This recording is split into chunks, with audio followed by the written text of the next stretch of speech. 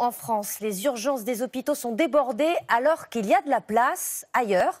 Selon le président de la Fédération de l'hospitalisation privée, 3 millions de patients pourraient être pris en charge chaque année par les urgences des cliniques. Et ça ne leur coûterait pas plus cher. Le remboursement est le même. L'enquête d'Yves Ginca, Véronique Gaglione et Mathieu Régnier. Des services d'urgence débordés, des lits dans les couloirs, l'hôpital public souffre.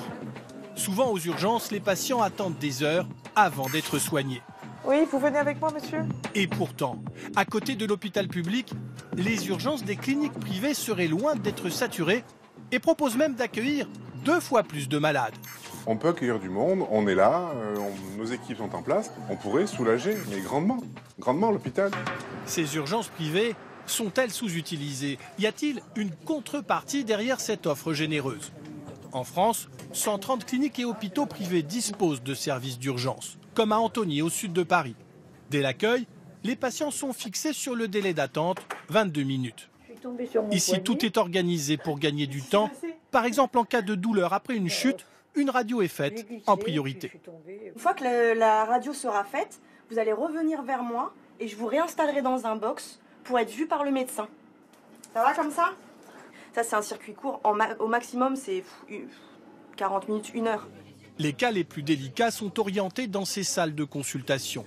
90% des patients ressortent en moins de 2 heures. Les autres sont hospitalisés. Pour un diagnostic rapide, tous les services de l'hôpital ont des objectifs à respecter, même le laboratoire d'analyse.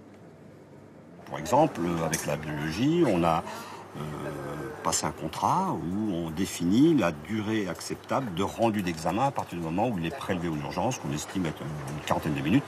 Un parcours de soins plutôt efficace selon les patients. Moi, je trouve que c'est rapide comparé à ce que je suis déjà allé dans des hôpitaux publics. J'ai déjà attendu 4 heures. Je suis très satisfait, ça a été rapide, efficace. D'après une étude officielle, on passe en moyenne 1h45 dans les urgences privées, contre 3 heures dans les urgences publiques. Pour expliquer cet écart, la même étude évoque des cas plus lourds et plus longs à traiter dans le public, avec presque 2 fois plus d'hospitalisation. Question tarif, pas de différence. Dans les 2 types de structures, tout est remboursé par la Sécu et la complémentaire santé. Convaincue de l'efficacité de son modèle, la Fédération de l'hospitalisation privée affirme qu'elle pourrait accueillir beaucoup plus de patients. Le privé, c'est 3 millions d'urgences. Ça fait à peu près 50 patients par jour et par établissement qui accueillent les urgences. On pourrait doubler ce chiffre. Le doubler. Il faut que nos concitoyens, mais également la régulation, le SAMU, les pompiers, pensent à nous et nous adressent des patients. En clair, les patrons de cliniques privées reprochent au service public d'urgence, le 15, le SAMU, d'orienter les malades uniquement vers l'hôpital public lors des réponses aux appels téléphoniques. Une critique déplacée selon ce professeur en médecine, chef des urgences de Seine-Saint-Denis. Pour lui, les recommandations du SAMU sont toujours fondées sur la meilleure offre de soins pour les malades. Il n'y a pas de boycott des cliniques privées.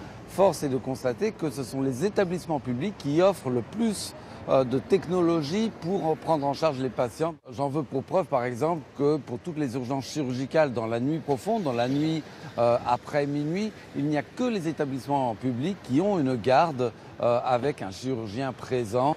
Dans ces conditions, pourquoi les hôpitaux privés insistent-ils pour recevoir toujours plus de malades?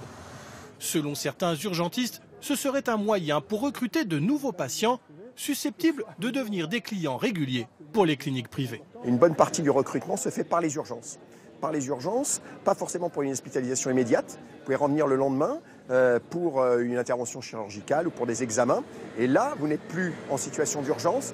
Donc, ça ouvre le droit à des passements d'honoraires. Et des passements d'honoraires qui sont parfois très élevés. Pour tenter de mieux coordonner les urgences publiques et privées, le gouvernement a engagé une mission de réflexion. Le rapport doit être publié au mois de juin.